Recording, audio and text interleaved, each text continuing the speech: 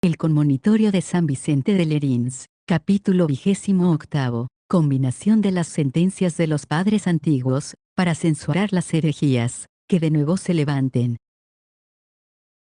Consiguiente, parece, a lo que vamos razonando, el declarar con algún ejemplo el modo con que se podrán descubrir y reprobar las herejías, que se suscitaren de nuevo, trayendo a colación las sentencias uniformes de los antiguos maestros de la Iglesia, cuyo consentimiento acorde hemos de investigar, y seguir en las cuestiones, no de poca monta, sino graves, y que tocan a la fe, y al dogma, no porque hayamos de tomar eso por norma, y por única regla siempre, para rebatir todas las herejías, sino las recientes, y que de nuevo se levantan, al tiempo de nacer, y antes de darlas lugar, de que perviertan a muchos, arraigándose, y extendiendo más, y más su veneno, las herejías envejecidas, y que como los cismas de larga duración, han cundido ya por muchas partes, se deberán, o convencer con testimonios claros de la Sagrada Escritura,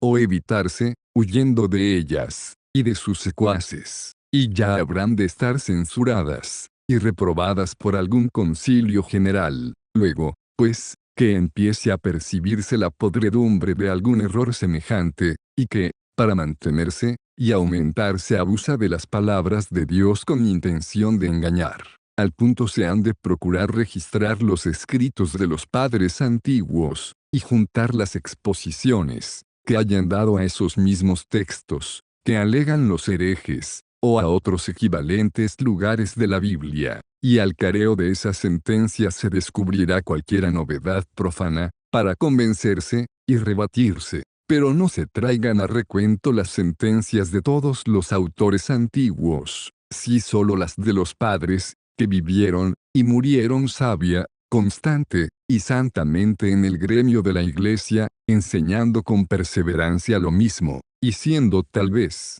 además de doctores fieles, también mártires de Cristo, como efectivamente lo fueron algunos, y aun muchos de ellos. Si todos esos, o los más de ellos afirman, clara, constante, y frecuentemente alguna cosa de fe en un mismo sentido, creyéndolo así ellos, y enseñándolo a los demás fieles, como si los referidos padres se hubiesen hallado juntos en algún concilio, eso es, lo que se ha de tener por cierto, sin dudarlo más en adelante, lo que solo alguno de los tales diga, fuera, o contra lo que dijeron todos los otros, por más condecorado, que esté con el título de obispo, y aunque sea un santo, apártese su dicho de la publicidad de la fe, y repútese por opinión particular suya, oculta, y privada, no sea, que con sumo peligro de la salvación eterna desechemos la verdad antigua del dogma universal, como hacían los herejes, y cismáticos,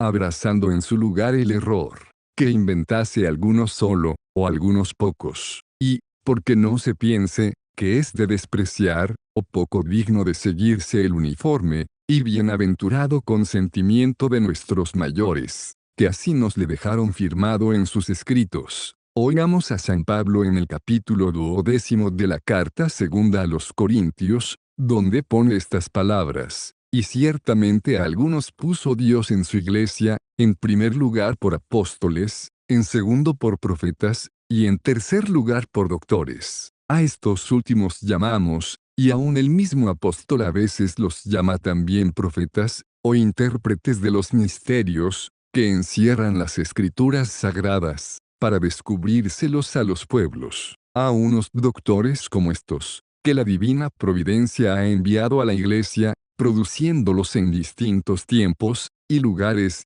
y haciéndolos convenir en un mismo sentir acerca de los dogmas del cristianismo, nadie los debe despreciar, porque sería despreciar, no tanto a los hombres, como al mismo Dios. Además de que el apóstol en el capítulo primero de la primera carta a los Corintios manda a los fieles, que no discrepen de su sentir, diciéndoles: ruegoos, hermanos, que todos digáis una misma cosa, y no haya cismas entre vosotros, sino perseverad firmes en el mismo sentir, y en la misma sentencia, y si alguno sintiere de otro modo, le tocará el otro aviso, o amenaza del capítulo 14 de la misma epístola, no es Dios de disensiones el nuestro, sino Dios de paz, es a saber, de los que permanecen en la unidad con los demás, y no de los que se apartan de ella. Añade el apóstol en el mismo lugar, como lo enseño yo en todas las iglesias de los santos, se entiende, de todos los católicos,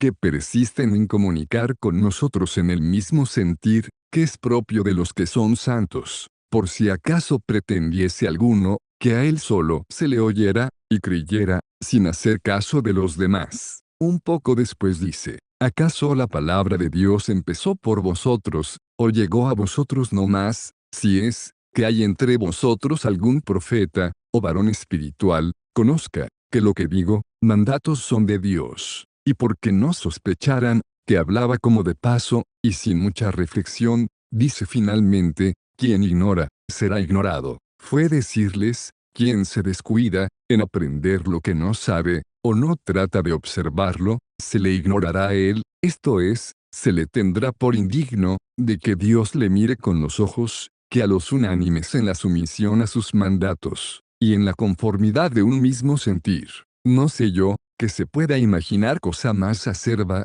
que ese abandono de Dios, según hemos visto, que acaeció a aquel pelagiano el infeliz Juliano, que o no quiso incorporarse con los demás católicos, o por mejor decir, se desmembró de ellos. Pero ya es razón, que traigamos el ejemplo, en que se vea, cómo se han de recoger las autoridades uniformes de los padres antiguos, para que pueda un concilio establecer la regla de lo que se ha de creer, formando sus decretos a la conformidad de las sentencias referidas, después de registrarlas, y combinarlas bien. Este ejemplo con más comodidad se podrá proponer por extenso, dando aquí fin a este conmonitorio, y tomando otro principio para lo restante de mi obra.